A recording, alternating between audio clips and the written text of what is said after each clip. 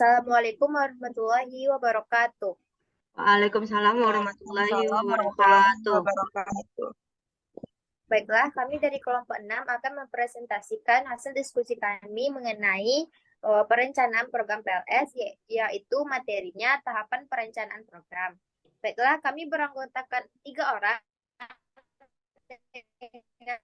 Saya sendiri sebagai moderator, Aisyah Rahmadani dengan NIM 22005107. Nah, selanjutnya, pemateri pertama, Hafiza Ali dengan NIM 22005116, beserta yang terakhir adalah Kurnia Nur Aini dengan NIM 22005121. Baiklah, kepada pemateri pertama, saya persilahkan. Baik, terima kasih moderator. Baiklah, di sini saya akan menjelaskan mengenai perencanaan program PLS. Perencanaan program PLS adalah tahap awal yang fundamental dalam pengembangan program pendidikan, meramalkan masa depan berdasarkan data yang ada seperti pengaturan prioritas, alokasi efisien, sumber daya, estimasi biaya, serta manajemen waktu. Semua ini didasarkan pada data yang tersedia dan analisis yang mendalam. Jadi, perencanaan program ini berarti meramalkan masa depan berdasarkan data yang ada yang melibatkan pengaturan prioritas, alokasi, efisiensi sumber daya, estimasi biaya, serta manajemen waktu, yang mana merupakan langkah penting dalam mengembangkan program pendidikan luar sekolah, yang melibatkan proses merencanakan semua aspek program tersebut dari tujuan, metode, pengajaran, sumber daya, hingga evaluasi berdasarkan data dan analisis yang mendalam. Next. Selanjutnya, tahapan perencanaan program PLS menurut Juwita 2020 dan Saidin dan Lantang 2021. Tahap pertama yaitu identifikasi kebutuhan dan pendataan calon warga negara, warga belajar. Tahap pertama yaitu mengidentifikasi kebutuhan atau penilaian kebutuhan dalam perencanaan program yang bertujuan untuk memastikan kesesuaian program dengan kebutuhan warga belajar. Hasil identifikasi kebutuhan ini digunakan untuk merencanakan program pendidikan non-formal dan memastikan bahwa rencana tersebut sesuai dengan kebutuhan peserta didik atau warga belajar. Selanjutnya itu mengidentifikasi kebutuhan dan pendataan masyarakat yang berpartisipasi dalam pendidikan non-formal. Pendataan ini penting untuk memahami karakteristik warga belajar yang mana merupakan elemen kunci dalam pendidikan non-formal. Seleksi warga belajar juga merupakan bagian penting dalam proses ini. Selanjutnya yaitu tahap kedua, penentuan program pendidikan non-formal. Setelah mengetahui kebutuhan warga belajar tersebut, langkah berikutnya adalah menyusun program pendidikan non-formal. Proses ini melibatkan pengembangan isi dan jenis program dengan memperhatikan perkembangan warga belajar dan melibatkan mereka dalam pembentukan materi pembelajaran. Selanjutnya yaitu ketiga, penyiapan tutor pendidikan non-formal. Selanjutnya, tahap terakhir yaitu pelaksanaan pendidikan non-formal melibatkan penyiapan tutor pendidikan non-formal. Tutor memegang peran penting dalam kegiatan ini sebagai pendidik dan sumber belajar. Mereka bertanggung jawab untuk memberikan materi pembelajaran dan juga memastikan pemahaman serta penerapan materi tersebut oleh warga belajar. Next.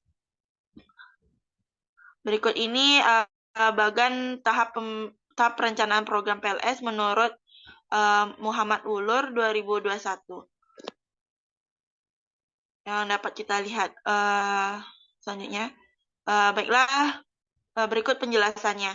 Tahap perencanaan program PLS menurut M. Wulur 2021 yang pertama adalah mengidentifikasi kebutuhan belajar, pengumpulan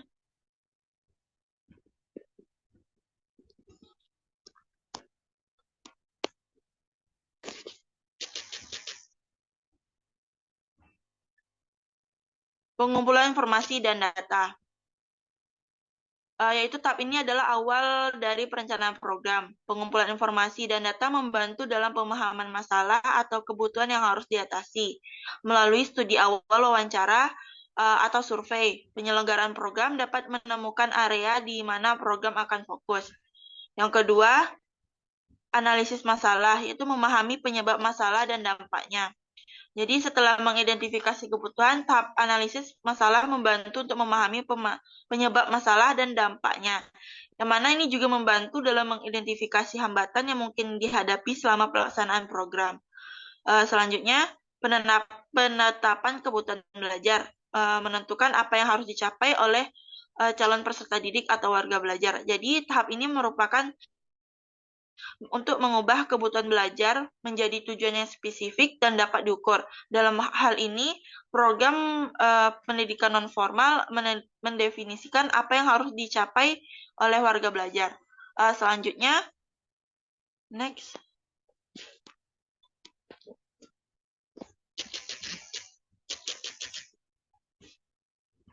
Yang keempat ada perencanaan program. Tujuan program, strategi pembelajaran, materi yang akan diajarkan, serta sumber daya yang dibutuhkan.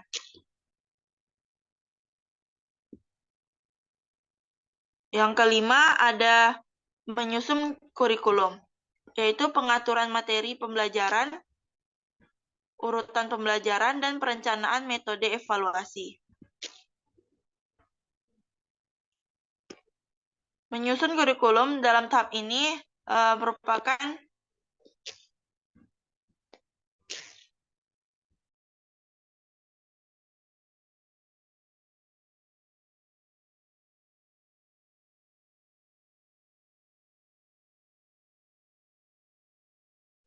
tahap awal untuk melaksanakan perencanaan program PLS. Selanjutnya yaitu menetapkan instruktur.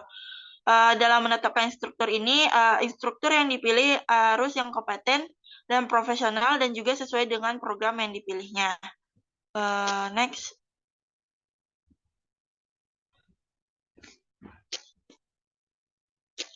Yang ketujuh, sosialisasi program.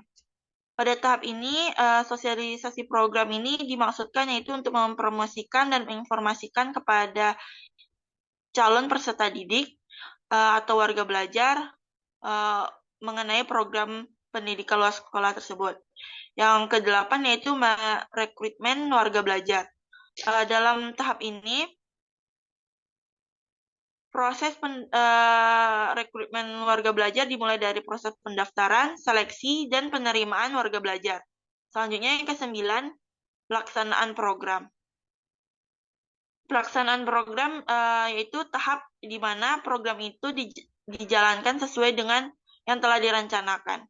Yang ke-10 yaitu monitoring, supervisi, evaluasi, dan pelaporan. Yang mana pada tahap ini merupakan yang ke-10 monitoring, supervisi, evaluasi, dan pelaporan. Tahap terakhir melibatkan evaluasi menyeluruh program yang mencakup pengawasan, pemerta, serta pelaporan hasil dan rekomendasi perbaikan di masa depan. Baiklah, hanya sekian dari saya kembalikan pada moderator. Baiklah, terima kasih kami ucapkan kepada Fiza Ali. Untuk pemateri selanjutnya kepada Kurnia Nur Aini dipersilahkan. Baiklah, terima kasih pada moderator. Di sini saya sebagai pemateri kedua akan melanjutkan materi yang telah disampaikan oleh Hafiza Ali. Di sini saya akan menyampaikan tentang tahap perencanaan program menurut Pearson tahun 1966. Tahap pertama ialah pengumpulan data. Di sini ialah langkah awal dan utama mengumpulkan data, informasi, dan fakta tentang calon peserta didik. Nah, data situasionalnya tuh harus yang dikumpulkan tuh adalah 3. Pertama, data sosial. Data sosial tuh adalah informasi yang perlu dikumpulkan termasuk tentang pendidikan, karakteristik sosial, aspek ekonomi, pola partisipasi sosial, tradisi, kepercayaan, dan sikap attitude khalayak. Yang kedua ialah data ekonomi. Nah, data ekonomi ini memperhatikan sumber daya dan pola penghasilan, penggunaan tanah, serta sumber daya alam sekitar. Yang ketiga ialah data teknologi. Nah, informasi yang dikumpulkan tentang teknologi itu dapat digunakan sebagai dasar rekomendasi oleh tenaga pendidik dan kependidikan dalam merancang programnya. Dengan mengumpulkan 3 aspek tersebut akan menjadikan program sebagai program yang kuat dan efektif serta relevan. Pada tahap kedua ialah analisis keadaan. langkah kunci dalam perencanaan program pengabdian pada masyarakat karena memungkinkan perencanaan untuk memahami dengan lebih mendalam situasi yang dihadapi oleh khalayak yang dituju, menentukan situasi atau performa khalayak. Nah, analisis data ini tidak terbatas pada penyajian data, tetapi juga melibatkan berbagai teknis analisis statistik, baik secara sederhana maupun lebih kompleks. Analisis statistik ini dapat membantu dalam mengidentifikasi pola, tren, dan korelasi dalam data yang memberikan wawasan lebih dalam tentang situasi khalayak. Nah, tujuan utamanya ialah untuk memahami perencanaan program yang dapat mengidentifikasi tantangan, masalah, peluang yang memungkinkan menghadapi oleh khalayak. Nah, tahap ketiga ialah identifikasi masalah. Perencanaan harus mempertimbangkan bagaimana menyelesaikan masalah tersebut akan memberikan manfaat yang signifikan kepada khalayak. Nah, jika analisis tersebut ditemukan kesenjangan antara situasi yang ada dengan situasi yang diinginkan, yang dianggap, maka kesenjangan tersebut akan menjadi masalah yang perlu dipecahkan. Pada tahap ini, perencanaan harus mengidentifikasi masalah yang potensial muncul sebab karena kesenjangan tersebut. Pada tahap ini, langkah penting dalam merancang program pengabdian pada masyarakat yang efektif, serta membantu perencanaan untuk mengidentifikasi masalah-masalah utama yang perlu dipecahkan untuk menentukan prioritas tindakan yang akan diambil selanjutnya. Yang tahap selanjutnya ialah rumusan tujuan. Tujuan-tujuan ini harus disaring terlebih dahulu untuk menentukan tujuan yang mana sebenarnya layak dijadikan tujuan suatu program pendidikan luar sekolah. Tahap selanjutnya ialah tahap kelima, yaitu perencanaan kegiatan. Kegiatan penyusunan rangkaian tindakan yang akan dilaksanakan untuk mencapai tujuan. Nah, pada perencanaan kegiatan ini dibagi menjadi beberapa prinsip. Yang pertama ialah perencanaan disusun berdasarkan kebijakan dan kebutuhan apa dan siapa yang ingin dipenuhi. Kedua ialah konsistensi. Yang ketiga ialah berdaya guna dan berhasil guna. Keempat ialah menyeluruh. Dalam menyusun tahap selanjutnya ialah tahap keenam, yaitu pelaksanaan rencana kegiatan. Pelaksanaan suatu strategi yang di dalamnya mengandung berbagai rencana aksi atau program, maka terlebih dahulu dilakukan analisis kelayakan untuk menentukan program mana yang layak untuk dilaksanakan. Nah, analisis kelayakan ini juga dibagi menjadi dua aspek, yaitu analisis sumber daya dan analisis pemangku kepentingan. Tahap selanjutnya ialah rincian pengembangan kegiatan. Nah, evaluasi dan pemahaman mendalam tentang bagaimana program dan keterampilan yang diajarkan berkembang. Pada tahap ini, fokus pada evaluasi dan pemahaman mendalam tentang bagaimana program dan keterampilan yang diajarkan berkembang. Nah, para pendidik ini mengkaji sejauh mana keberhasilan dan faktor-faktor apa saja yang mendukung dan menghambat peserta didik. Dan langkah yang terakhir ialah rekonsiderasi atau usulan penyempurnaan, refleksi dan perbaikan program pendidikan luar sekolah yang telah dijalankan, serta langkah menuju perbaikan berkelanjutan. Nah, pada tahap ini, fokus tujuannya ialah untuk memastikan bahwa program berjalan sesuai dengan tujuan yang diharapkan dan terus berkembang menuju perkembangan yang lebih baik. Nah, pada tahap ini juga tahap yang sangat penting bagi program pendidikan luar sekolah atau pendidikan non formal, karena langkah ini mampu memperbaiki keberlanjutan. Pada tahap ini pun dilakukannya evaluasi, perbaikan, dan dikembangkan berdasarkan pengalaman sebelumnya yang memiliki potensi untuk menjadi lebih efektif dan memenuhi tujuan pendidikan dengan lebih baik dari waktu ke waktu. Sekian materi dari saya kembalikan kepada moderator. Baiklah, terima kasih kita ucapkan kepada Kurnia Nur Aini. Baiklah teman-teman semuanya, sekian hasil presentasi dari diskusi kelompok 6. Selanjutnya saya akan membacakan kesimpulan dari materi yang kami sampaikan, yaitu tahapan perencanaan program pendidikan nonformal adalah inti dari keseluruhan proses pendidikan. Tahapan ini memastikan bahwa program disusun dengan cermat dan mempertimbangkan kebutuhan serta karakteristik peserta.